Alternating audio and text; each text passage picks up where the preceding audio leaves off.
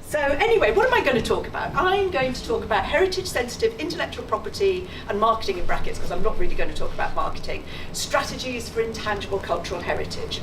And I'm going to do three things. I'm going to talk about broadly what we did in relation to Europeana space, which you've heard about briefly already, in the development of the legal tools for the project. I'm going to talk about what I'm doing in another project, a British Academy funded project I've got, where I'm working in India with colleagues in India around intangible cultural heritage and intellectual property. And then I'm going to talk just a very little bit about some of the links that I see between the British Academy project and the REACH project. So in terms of e-space, Europeana space, Sarah mentioned that there was the pilot project on dance, and one of the parts of that pilot project on dance dealt with images of dance. So in other words, it was intangible cultural heritage, which was the dance, which then becomes an image or a thing or a tangible product, for want of a better word, and it was that sort of tangible product that people were then starting to use within the hackathons. So it was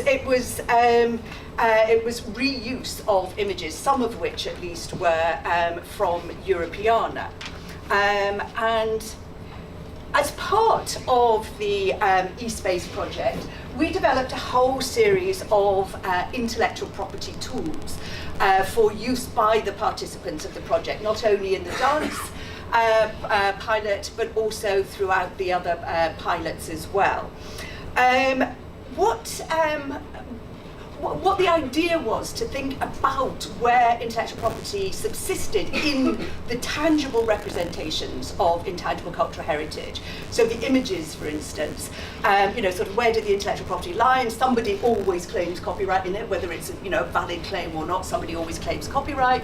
And it was to give the tools for people to think about how to go about lawfully being able to use these representations of intangible cultural heritage, what they had to think about new intellectual property emerging as they went through hackathons, and what about the sort of the outcome that they were doing, because a key part of the eSpace project was to think about sort of new jobs. It was economic development, sort of broadly put, and intellectual property, given what the projects were doing, was very much at the heart of that. So it was sort of thinking about intellectual property through the process, in particular copyright, and how that could actually be managed by the participants.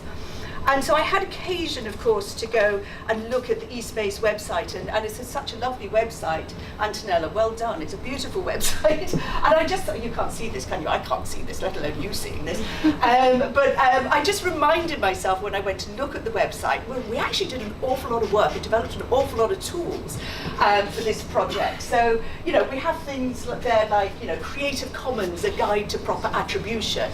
Creative Commons is a type of license that you can use with an output to manage your copyright in it. Rights clearance guidelines, basic IP definitions. Can't read that. Frequently asked questions for hackathon attendees. There you are. Because we were thinking very much about the people at the hackathon. So we developed a whole suite of tools for the project, which, as I say, I reminded myself about quite how significant, what a range of tools there are there as a resource for people to use in this area. We also thought about open. Sarah's already mentioned open and how important open can be. We worked with Open Knowledge to develop, again, a resource all around open and thinking about keeping what was being developed open and how you might do that. And when I say open, I mean how do you actually manage the intellectual property so it doesn't become a challenge for reusers down the line. So you want to keep the actual materials open and very often free at the point of use for the user. So again, there was a whole suite of tools that we developed, or a suite of tools that was bringing together a lot of really useful information about open and keeping information and knowledge open that's available on the eSpace website. So moving on to our India project. What we're actually doing here, what the sort of core of it is thinking about the intangible rather than the tangible. But, of course, intellectual property can't and doesn't generally protect intangible cultural heritage. First of all, it's too old. For those of you, sort of know anything about copyright, for example, that lasts for 70 years after the death of the author. Intangible cultural heritage tends to be an awful lot older than that. And also, intellectual property tends to be fixated on the single author, whereas for intangible cultural heritage, there generally isn't a single author. It's something that is held by communities and groups and is passed down from generation to generation. So for the intangible cultural heritage itself, intellectual property tends not to be relevant, but what intellectual property can do is to help to underpin a strategy that might go towards thinking about how the manifestations or the outputs of intellectual property, intangible cultural heritage, the contemporary outputs of intangible cultural heritage, in other words, the tangible outputs, can actually be protected and managed for the benefit of those who develop them. So just to explain that a little bit further, we're working with 3 communities in India, the Baul, Cho and Patachitra communities. The Bauls are singers and they use traditional instruments. The Cho dancers do a range of traditional dances in the most incredible masks. And the Patachitra the people who develop Participatory, they are painters, but they also sing to their scrolls. So they have very long scrolls. They used to be sort of travelling minstrels, and they painted very long scrolls, and then they would go to sing to them from door to door. So what's intellectual property got to do with this lot? Well, we think about things like the Cho masks, for instance. This is a lion's head. This is a contemporary take on a traditional Cho mask. And as such, it can be protected by intellectual property, or it can have intellectual property protection in, for example, the design of the mask. It has a geographical indication which indicates where it's actually made and the community that makes it and the conditions under which it is made. For our Cho singers, for our Cho dancers, they very often go and appear in Bollywood films. Now, sort of as an individual Cho dancer appearing in a Bollywood film, you don't actually have very strong, you have performance rights, but you don't have very strong bargaining power if you actually want to, negotiate. Please put my name, sort of credit me at the end of the film, make sure my name is there. So what one can do with, sort of thinking about the intellectual property strategy is to develop a range of guidelines and negotiate with the film industry to say, if you use Cho dances, please attribute them. And then it becomes much more of a sort of moral type of obligation on the film industry, and a much more practical, realistic way of thinking about intellectual property and how it can actually help and underpin help the communities.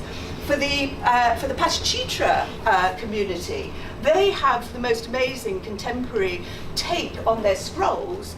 9/11 seems to be a very popular sort of take, and you visit their village.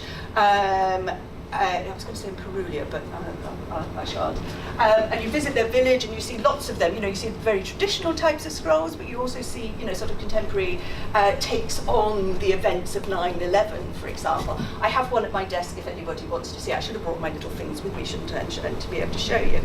So there's lots of ways in which one can think about intellectual property and how it might help in the strategy without fixing the core of what they do, which is the intangible cultural heritage. So in terms of our research questions here, and I was interested in the reach, sort of consideration about, sort of what is intangible in brackets cultural heritage. You're looking at the intrinsic value, or you're looking at the economic value. And here we're very much saying that communities should be empowered to benefit from socio-economic development based on the safeguarding of their intangible cultural heritage. And I think another word that is really important there to focus on is the word safeguarding. It's nothing to do with preservation, it's nothing to do with fixation, it is to do with safeguarding. And it is very much to do with what the communities want, what the communities think their heritage is, and how the communities want to go about safeguarding it. And the project itself is very much based in the Sustainable Development Goals, so we are looking at sustainable development, rights of women. We are, it is one of the GRCF. It is GRCF funding. So we're very much, sort of interested in these Sustainable Development Goals.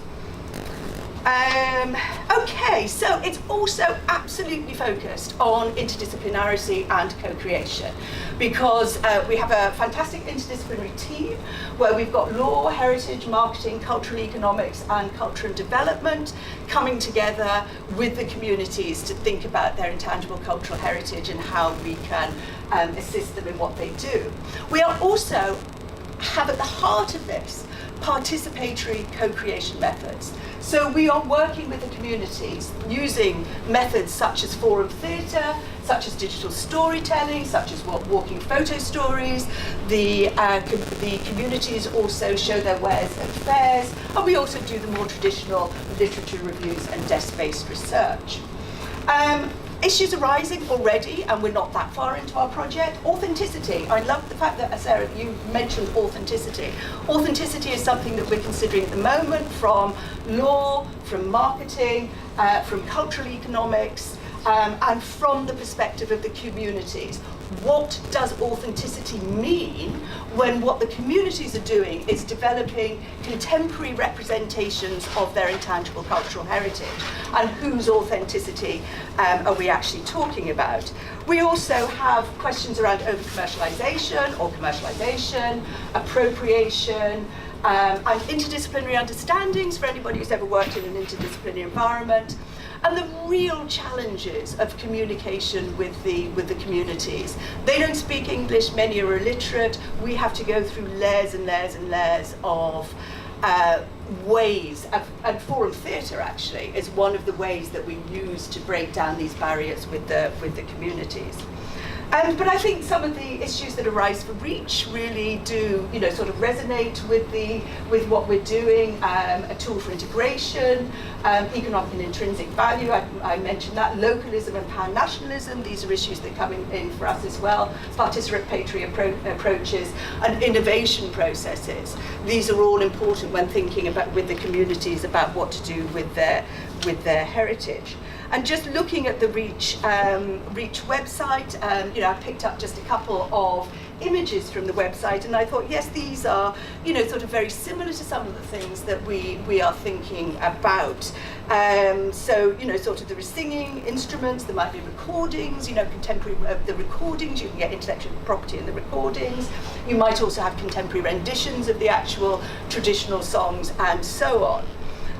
For rural heritage, I thought there was, sort of the resonates quite strongly with the work that we're doing with geographical indications, which actually fixes, sort of the conditions and place, and who can actually engage in making of, well, in this case, food. In our case, it's the Cho Mas that we're looking at for that. So quite similar. Quite similar issues, although I do think that we are looking at it in a slightly different way. So we think, thinking differently about intangible cultural heritage. At the core of what we're doing is the key attributes of intangible cultural heritage, and it's not what we think the key attributes of intangible cultural heritage are, because it's not ours. It's the communities and groups who practice it and hand it from generation to generation. So it's working with the communities to understand what they think the key attributes of their intangible cultural heritage actually are, and working with them to see how that can actually support socio-economic development. It's in, as I say, the Sustainable Development Goals. Participatory processes are absolutely key, as is innovation, which brings us back to the questions about commercialization, authenticity, appropriation, and so on and so forth. Thank you.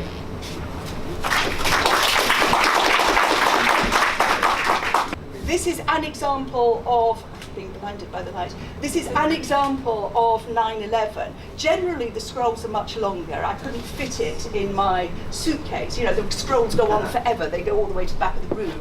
And then the painters would actually sing to the scroll and go round from, traditionally would go round from village to village, and that's the way they would make a living. This is a contemporary Cho mask.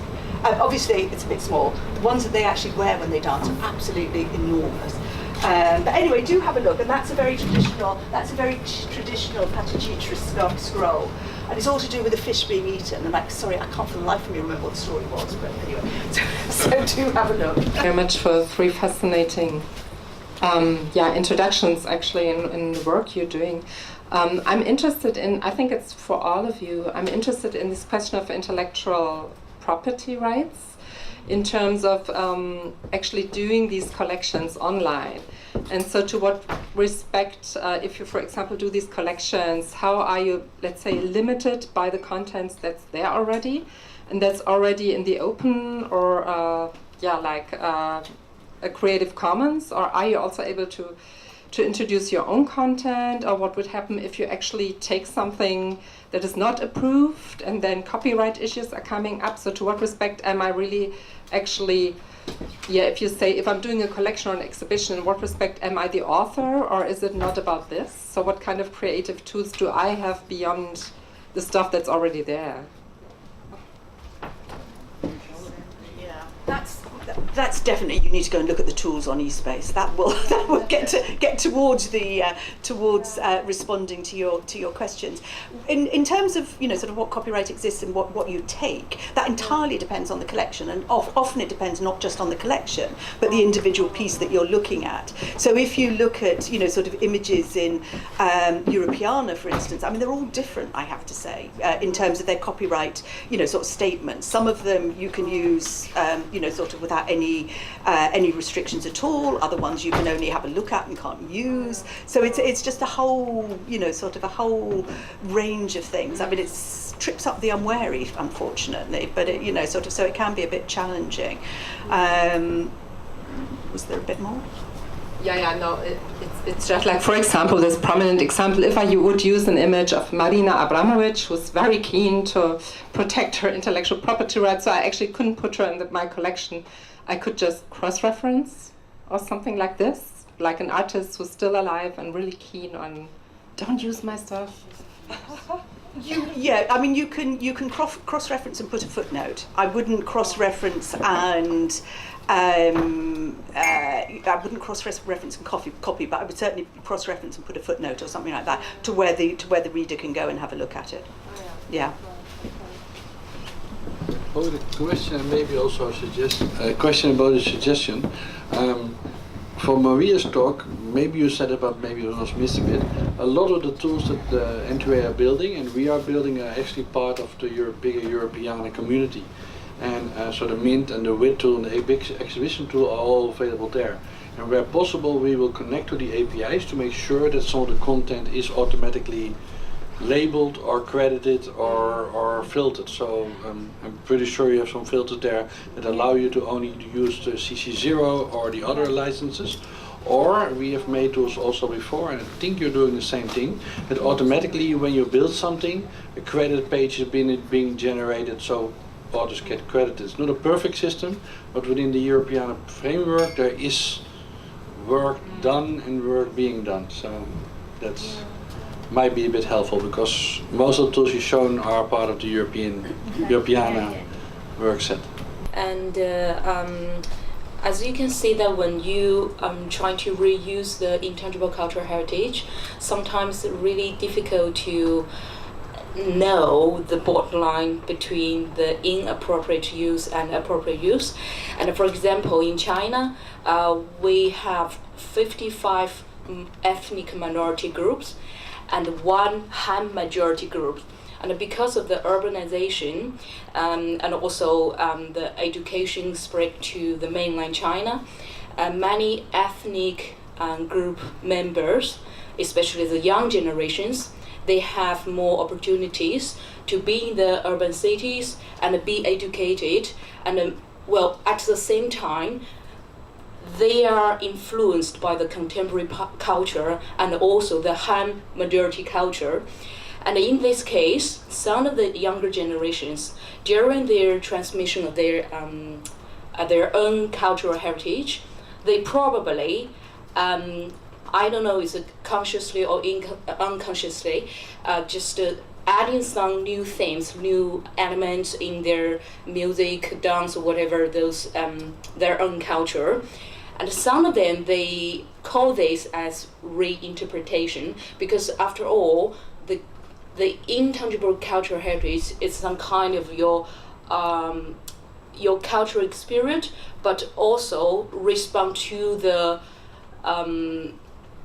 culture in that age, in that stage. So sometimes we would say that to be developed, to make sure those intangible cultural heritage alive, you always need not only just keep your own culture, but also at the same time absorb those contemporary themes at that stage. So from this point of view, can we say such interpretation or adding themes from those younger generations be treated as development of their cultural heritage, or we could say it might be related to misappropriation? So how do you think? Because that definitely will be different when you use intellectual property law to try to protect. So for me, it's like sometimes I feel the Han majority culture, to some point, is some kind of cultural dominance. So that's why it's some kind of an invisit to other ethnic groups' culture. But that is a reality. You cannot just stop them to being a urban city, be educated, and open their mind to accept other culture, and put those themes that they are interested into their own culture. And they call those younger generations, they call this as a development. But for those older generations, they're too traditional. They would never think that relates to appropriate use. What you're talking about, of course, is mirrored in other parts of the world, and I could speak a lot, not from within inside the Greek folk dance community, but I've been really interested in the politics behind it, because I think there are many layers of politics behind a lot of how cultural heritage forms itself and intangible cultural heritage forms itself. And there's a lot to be said about the way in which the purists within that form would resist change and evolution, and others would embrace evolution. But I think, I can only speak from the little bit of research I've done around Greek folk dances, how the evolution of the form is really important to how it continues to generate and continues to be alive and a form. But there are purists who worry about that, and what I was hinting at briefly was this notion that it exists within its originating place, if you see what I mean. It's where it travels elsewhere. So there's sort of questions around whether it travels geographically and travels from one context, be it a physical context, into a digital environment. So there's all sorts of questions about the way in which it migrates itself and travels and then takes on these different kind of evolutionary forms. But I think what's behind so much of this, as I'm sure you're referring to, is some really interesting kind of political conversations around ICH and cultural heritage. So.